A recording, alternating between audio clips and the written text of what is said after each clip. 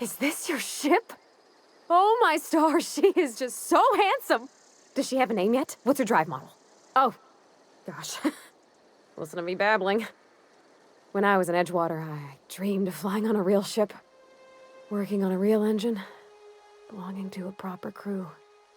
I'm the only decent mechanic Edgewater's got, but every time I think of going back, I get this sinking feeling.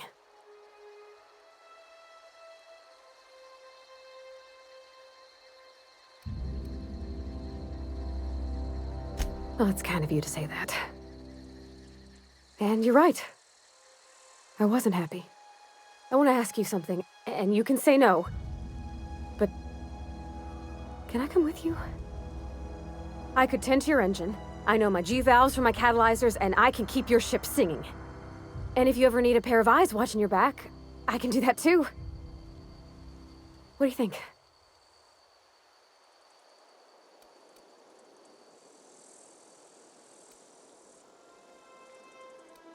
Yes! I mean, thanks. You won't regret this, mister. Captain. I can call you Captain now. Ha! I got a captain. That was a good thing you did, Captain. Helping to bring the deserters and Edgewater folks back together. I hope you rest well on that.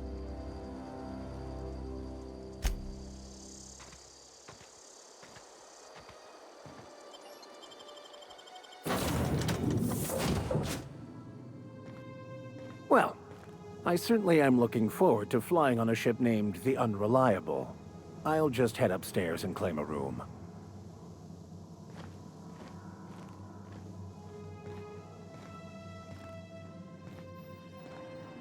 Captain, I have detected that Edgewater's power supply is now optimal. I applaud your willingness to invest your time in the local community. What can I do for you, Captain? Do you know how to install a power regulator? Outstanding, Captain. Your aptitude for engineering will prove invaluable in the event of another catastrophic engine failure. Our engine room is located behind you. Across the cargo bay, up the ladders.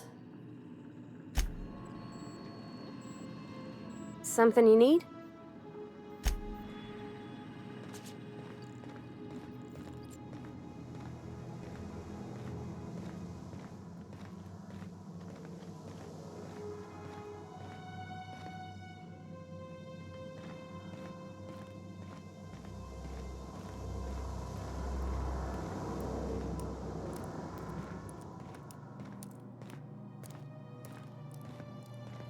Yes, you caught me ruminating again. Guilty as charged. What's occupying your thoughts?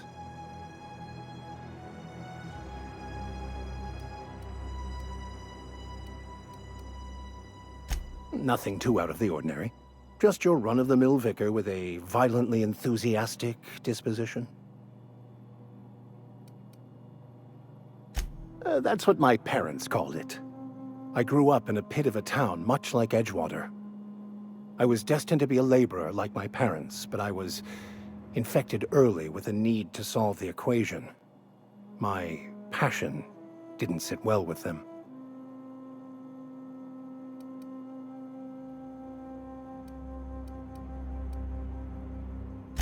My parents, ironically. They internalized the precepts of scientism like no one I've ever known. They had a pure faith, a faith that brought joy to them regardless of the situation.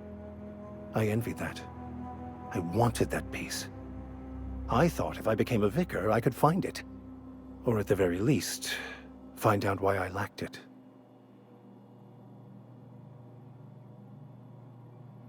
They thought I was fighting the plan, should have accepted my lot. Some people pursue the clergy for power, prestige, but that was not me.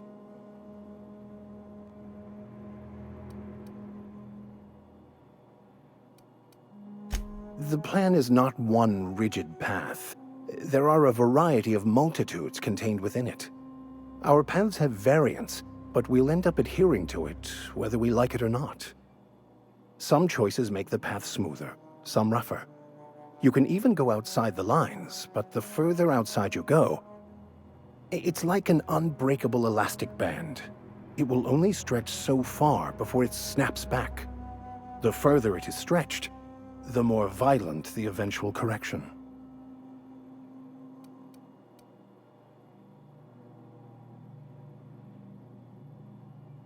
I have run headlong into too many walls in my pursuit of the truth. This book is my last hope, and you were my only hope of getting it translated.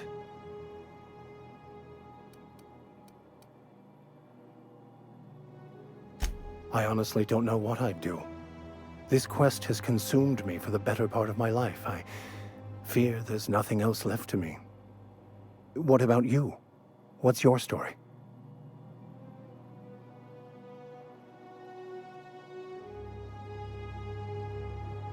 And how did he do that?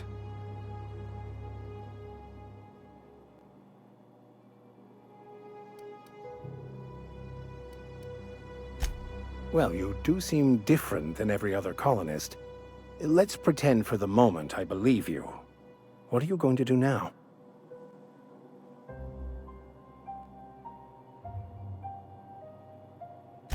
That seems a dangerous proposition. Why risk your life now that it's been returned to you?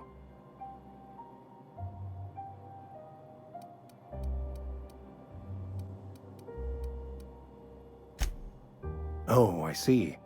You have my condolences.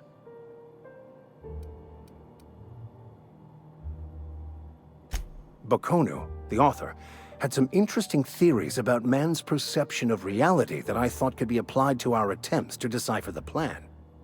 Unfortunately, he was also one of the founders of the Philosophist school of thought, so the book is banned in this colony. Philosophism's a false religion that stands in contradiction to almost everything we know to be true. They believe all is chaos, in stark contrast to OSI's belief in the plan. But most of the Philosophist perversion of Bakonu's thoughts came more than a century after his death.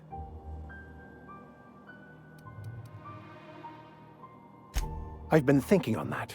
There's a former infamous Philosophist scholar who fled Terra 2 some years ago. He's an expert on Bakonu. He's also who told me of the journal's presence in Emerald Vale. If anyone in this colony could translate that book, it would be him.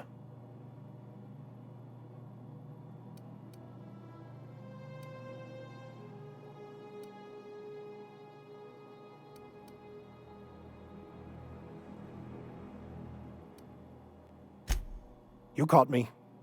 Listen, the OSI frowns on fraternization with philosophists. I'd like to keep my associations with our scholar friend quiet.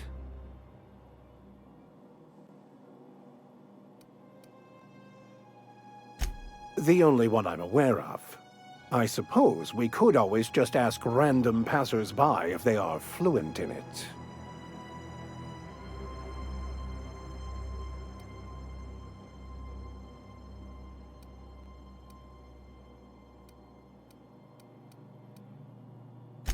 We should start on the Groundbreaker. It's where I'd go if I wanted to get off Terra 2. Great place to pick up a ride to Hephaestus, Scylla, even Monarch. All I need is access to a data cartridge from the security terminal. Their easily hackable system keeps a registry of all crew manifests for both arrivals and departures.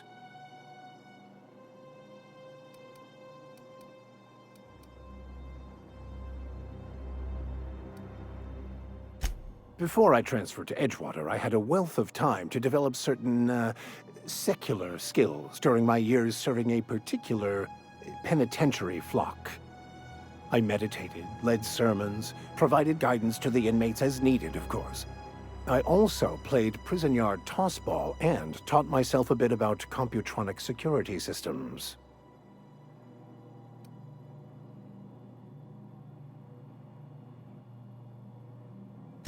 I'll comb the last 6 months of departure manifests to track the Philosophist's off-world destination. Thank you, Captain. I could spend hours reflecting on the secret workings of the universe. Little else in this colony offers such a relaxing pastime. So, tell me what's on your mind. I excel at confessional listening.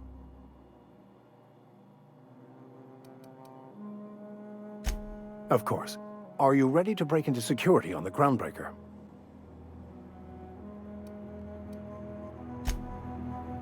As always, I am at your disposal. So, tell me what's on your mind. I excel at confessional listening.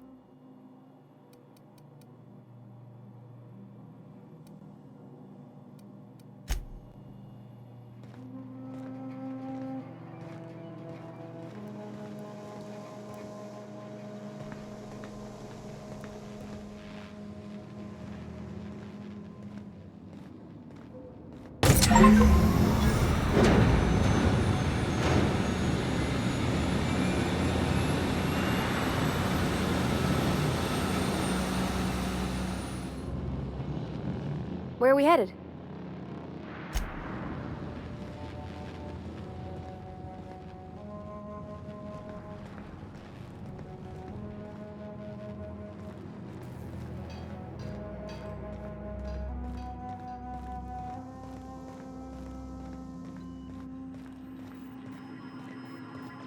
What can I do for you, Captain? All systems are operating within acceptable parameters. I am prepared to bring the unreliable into low-altitude orbit. This should prove an adequate test of our flight capabilities.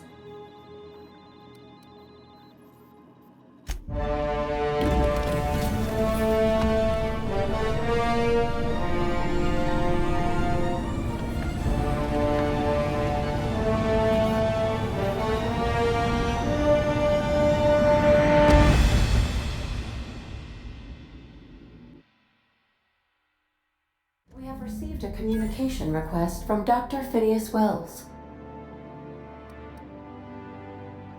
Aha, there you are. Hale and hearty, and captain of your own ship. I see you're putting the unreliable to good use. Shame about her former captain. Horrible way to die. How are you feeling, by the way? I lost track of you in that cave back there. Experiencing any, unnatural drippage? Perfectly normal side effect of thawing, I assure you.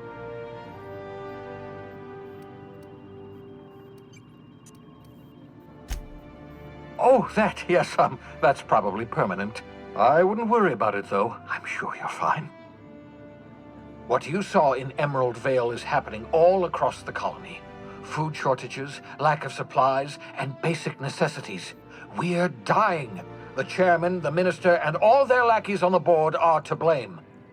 The Hope has some of the brightest minds Earth ever sent us. If we can revive the Hope's colonists, they can help us undo the board's mistakes. They can help us set things right. You need to get to Stellar Bay on Monarch. I have contacts there. They'll help me, help us, find the chemicals to revive your fellow colonists. Gladys Kelly, lovely woman, runs a cozy little black marketing outfit on the Groundbreaker. She can get you a nav key to land on Stellar Bay.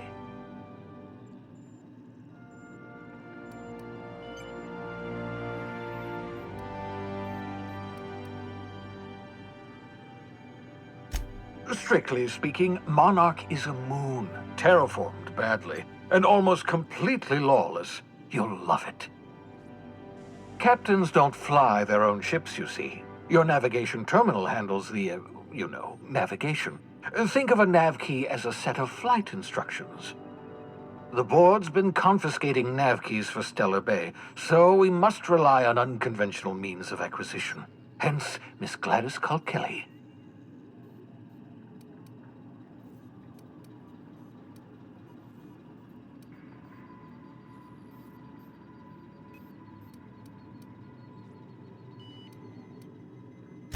In theory, I suppose you could land your ship in Cascadia, and in theory, I suppose you might survive the experience. Cascadia is utterly seething with dangerous, highly aggressive creatures, more than capable of tearing you limb from limb. You'd have to be a lunatic to land in Cascadia, and I'm reasonably certain I tested your brain for incipient signs of insanity. Trust me, talk to Gladys Kelly.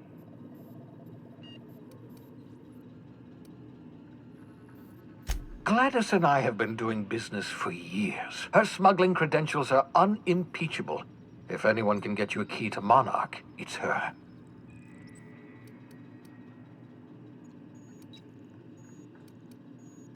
Excellent. I'll send her a wireless. Let her know you're coming. By the way, I gave Captain Hawthorne a disguise apparatus of my own design, cutting-edge technology, years ahead of its time. I call it the holographic shroud. I'm sure it will prove remarkably useful to you. You'll find it in the captain's quarters. Marvelous device. I'm quite proud of myself. The shroud changes the user's appearance to mimic that of another. It has limits. First-generation technology, you see, but promising. Exciting to see it in use at last.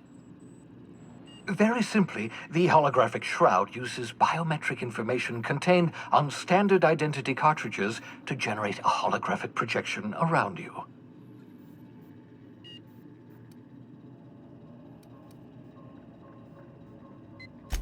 Only stands up to a casual scrutiny. Use it too long, bound to flicker, blur, something like that. Movement makes it more likely. Best used in moderation. When you see guards in your path you can't sneak past, for example. Maintain your distance. Act normal. No running, no jumping. Don't draw their attention. If they pay attention, they're more likely to notice flaws in the hologram.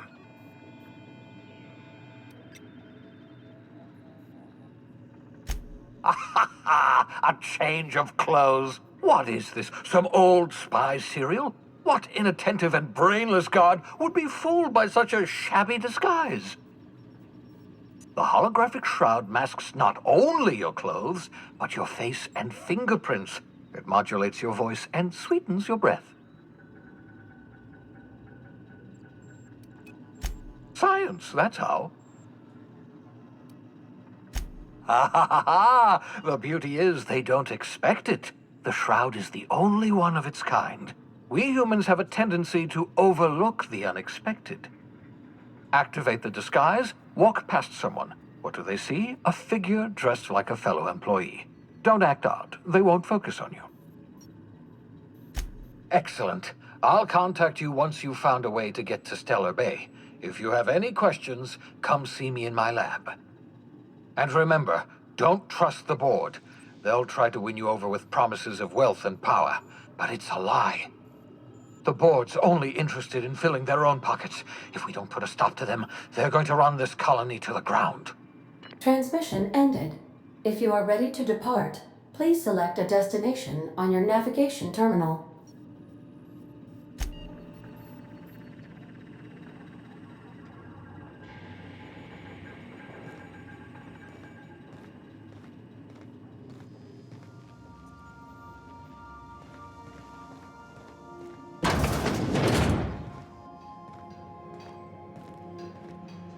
Yeah, so this is my hidey spot now. I was looking for a place that was quiet. I figured the kitchen would be louder than the hold, so here I am. Cozy-like, ain't it?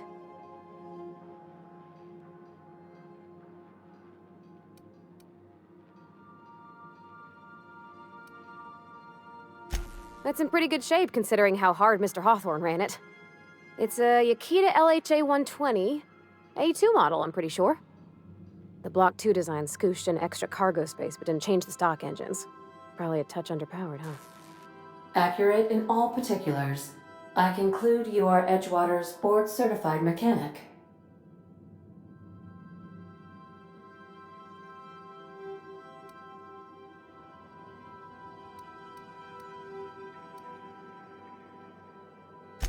Fly-by-wire's pretty normal.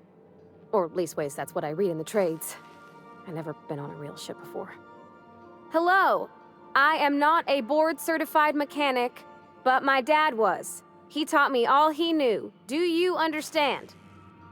Speech recognition is one of the many skills I have been programmed to simulate. You're not simulating it, you're doing it! I asked a question and you answered it. I am gratified you consider this facsimile convincing.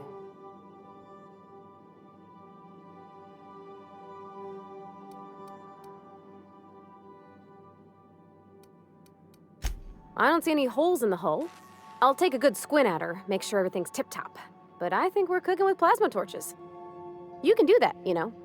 My dad taught me how to make grilled cheese sandwiches with a plasma torch.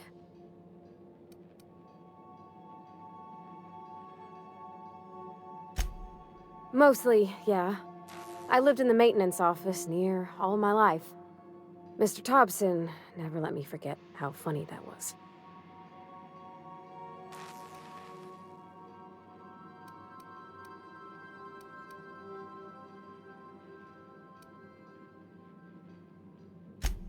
I'm not exactly a model employee. Not like you wanted. The kind that stays quiet and gets the right work done in the right order every day. It's not normal for anyone to do as their parents. You take a vocational test. That decides your schooling and your career. When I tested out for maintenance, everyone figured it was on account of my dad. They were real unhappy with us.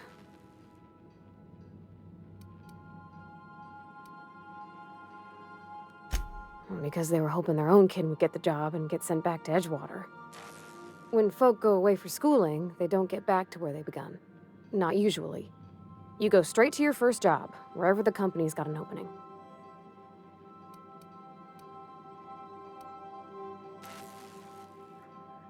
Well, it ain't exactly cruel to have the promise of a paying job.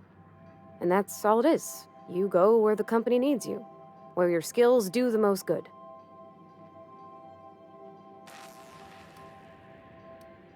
Well, they're powerful good tests. They rattled off this whole list of names who'd worked on them, with fancy bits hanging off them. Doctors and esquires and the thirds. Even if you don't believe they actually catch what everybody's best at, everybody's got to take them. So at least it's fair-ish. Well, I'm good at making things work the way they ought. Not so much at doing such to somebody else's schedule. There's times I'm working deep in the guts of a loader, getting it all running perfect.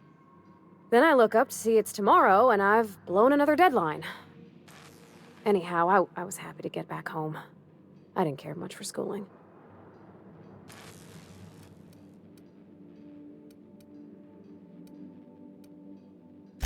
Oh, there were a whole lot of reading, not nearly enough doing. Like, before they'd issue you a wrench, they wanted an essay on the design of different wrenches. Then there'd be quizzes on company regulations for storage and maintenance of wrenches.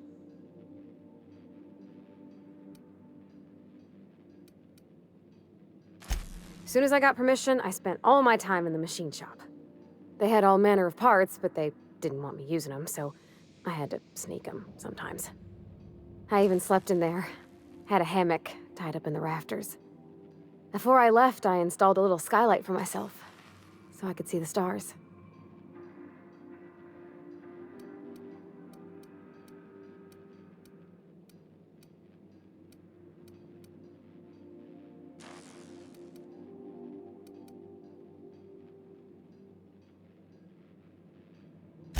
When an engine came in, I'd strip it down and rebuild it.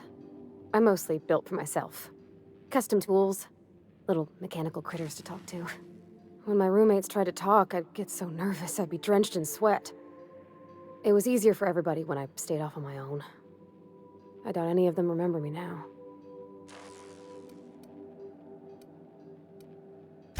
Yep, nothing much had changed. Everything was a little grayer, a little dirtier.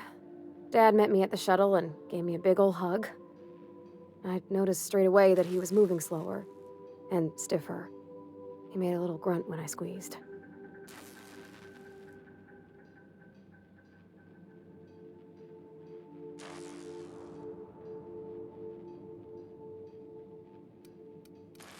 Oh, I miss him, sure enough. But he's a fond memory. I was right beside him when he passed, holding his hand. Talking about him makes me smile. Dad never said that he loved me, you know? I knew on account of him showing it. How he'd stay up late to help with my projects or listen to my fretting. Oh gosh, look at the time. Sorry to bend your ear so long. And I got so much to do before this ship's in decent shape.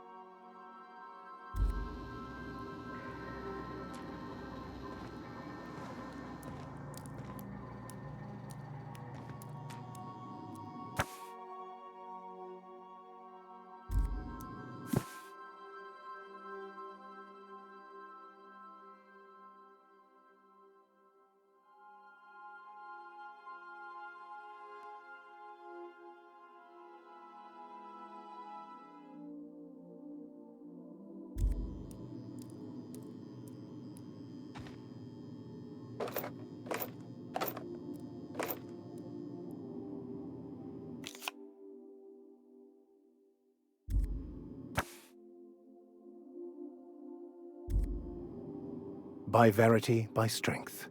What are we contemplating today?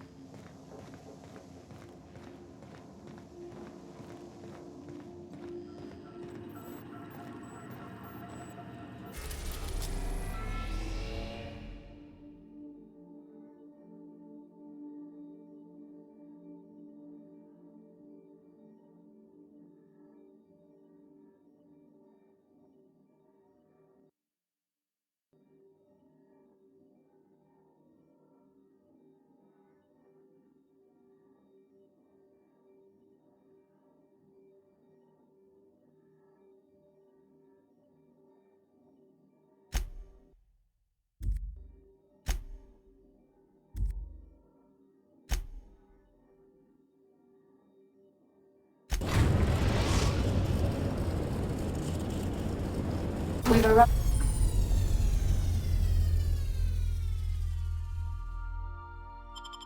at the groundbreaker.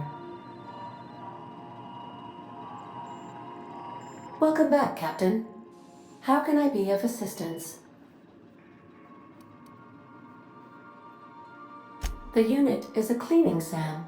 Hawthorne brought it on board some cycles ago, I'm sure with the intent to modify it, but I've never seen it up and running. Alex likely recorded progress notes detailing his efforts to modify SAM. If you check the terminal in your captain's quarters, we may be able to determine what work remains in order for SAM to properly operate.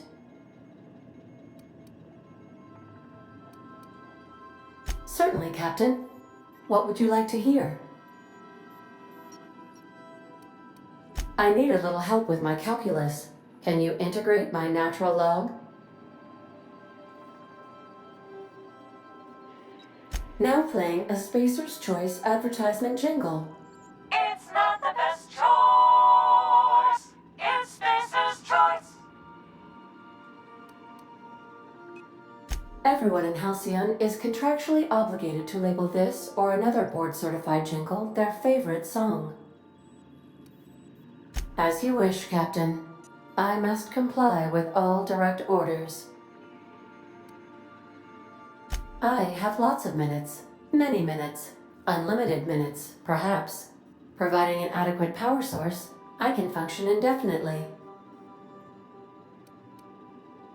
I prefer to think of it as being in a state of slumber, perhaps for an indefinite duration of time.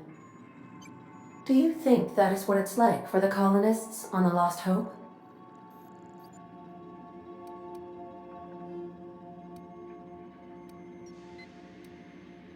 As the organics say, I wouldn't dream of it. Because I can't. Dream, you know.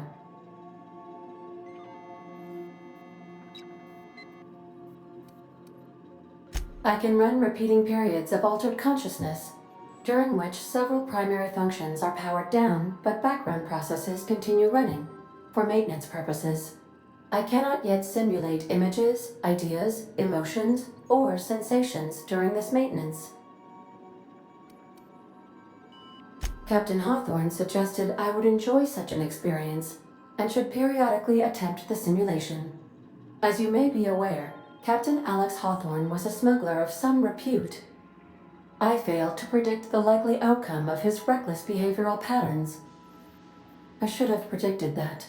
In our travels together, Alex liked to pass time by, as he called it, tinkering to improve my design. If you mean, was Captain Hawthorne my first? Yes, he was. How can I be of assistance? What part of the colony would you like to discuss? Ah, yes. As Dr. Wells is a wanted outlaw, he built his laboratory into an asteroid. Orbital destinations can be challenging to land on. His more so than most.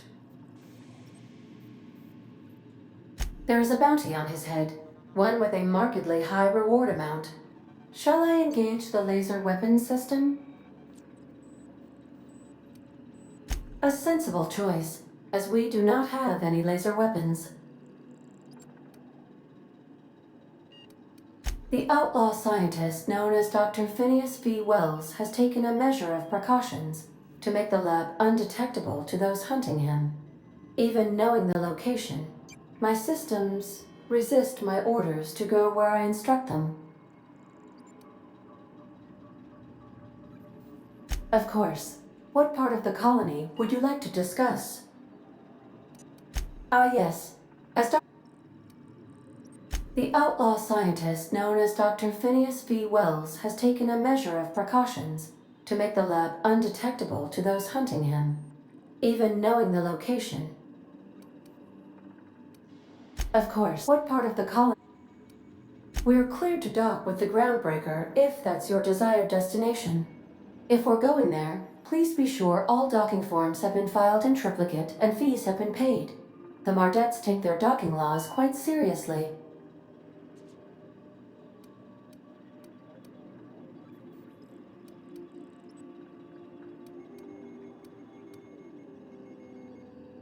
I can, yes. Let me add that to my list of 1,435,498 tasks I am simultaneously executing in order to run our ship.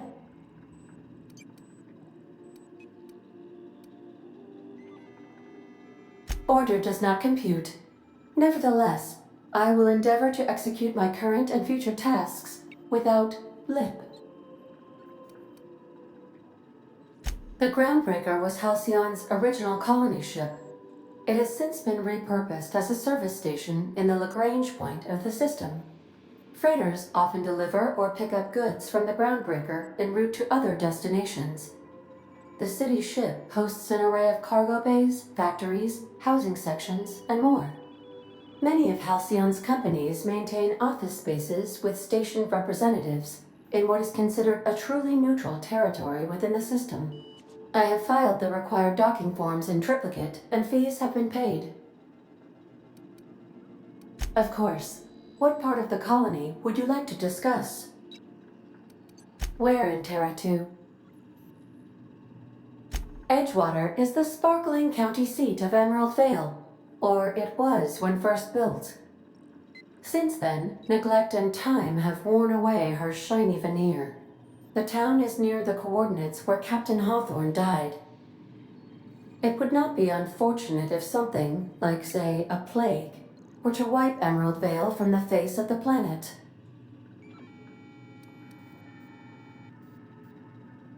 You mean the ones who did not answer my distress call with medical assistance, but instead came to issue my injured captain a parking ticket? I'm sure they are wonderful humans who don't deserve to be wiped out by starvation or a devastating plague. Since you diverted power to Edgewater, the botanical lab shut down, and the deserters were forced to return to town. Meanwhile, the cannery's output increased, enabling the town's population to prosper. Thank you for nothing, Captain. I cannot say. First, I need to adjust my memory interpretation sensors, but I think my answer is yes. Of course. What part of the colony would you like to discuss? Where in Monarch? Ah, Monarch, the armpit of the Halcyon system. Her last functioning port town is Stellar Bay. Well, that is if you don't count Sublight's Smuggler's Port in Fallbrook. I believe it has something to do with the planet being an uninhabitable wilderness and a lawless land with no corporate presence. You may wish to survey the residents in Stellar Bay for additional data points. It's sublight run for the purpose of shipping contraband, and before you ask, I don't know the coordinates, so I can't dock us there. Of course. What part of the colony would you like to discuss? How can I be of assistance? I request you do not wake me if I am sleeping upon your return.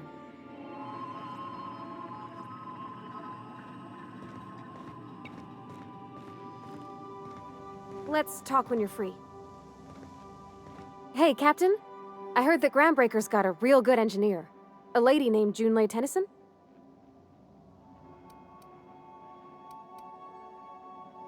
I was thinking that maybe I ought to meet her.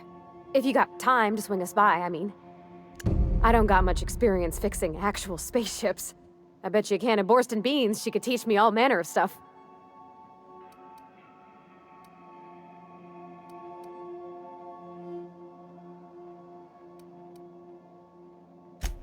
I abso-surely can. I'm a passing fair mechanic.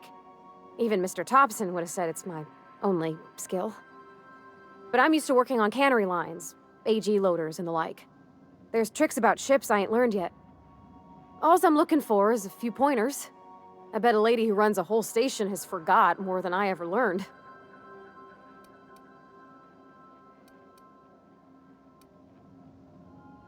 Gosh, no, Captain.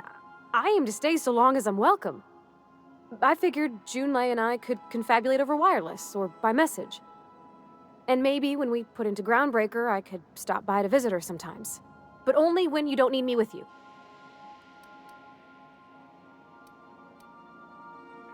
Thanks, Captain. I'll be sure to make it worth your time. Did you want to talk about something else?